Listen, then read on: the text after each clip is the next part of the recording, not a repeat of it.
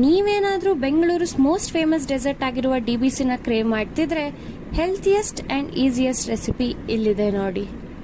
ಮೊದಲಿಗೆ ನಾವು frozen ಬನಾನಾಸ್ನ chop ಮಾಡ್ಕೊತಾ ಇದ್ದೀವಿ. ಇದನ್ನು ಬ್ಲೆಂಡರ್ಗೆ ಹಾಕ್ಕೊಂಡು cocoa powder, peanut butter, milk and cashews ಜೊತೆಗೆ ಸ್ಮೂತಾಗಿ ಬ್ಲೆಂಡ್ ಮಾಡ್ಕೊತಾ ಇದ್ದೀವಿ. ಇವಾಗ ಇದನ್ನು ಓವರ್ನೈಟ್ ರೆಫ್ರಿಜರೇಟ್ ಮಾಡ್ಕೊಳ್ಳೋಣ. ಬ್ರೌನೀಸ್ಗೆ ನಾನು ಡೇಟ್ಸ್ ಮತ್ತು ಓಟ್ಸ್ನ ಯೂಸ್ ಮಾಡ್ತಾ ಇದ್ದೀನಿ. ನಿಮಗೆ ಬ್ರೌನೀಸ್ ಹಾಗೂ ಚಾಕ್ಲೇಟ್ ಸಾಸ್ ರೆಸಿಪಿ ಏನಾದರೂ ಬೇಕಿದ್ರೆ ಡಿಸ್ಕ್ರಿಪ್ಷನ್ ಚೆಕ್ ಮಾಡೋದನ್ನ ಮರಿಬೇಡಿ. ಐಸ್ ಕ್ರೀಮ್ ಪರ್ಫೆಕ್ಟ್ ಆಗಿ ಸೆಟ್ ಆಗಿದೆ, ಹಾಗೆ ಬ್ರೌನಿ ಕೂಡ ರೆಡಿಯಾಗಿದೆ.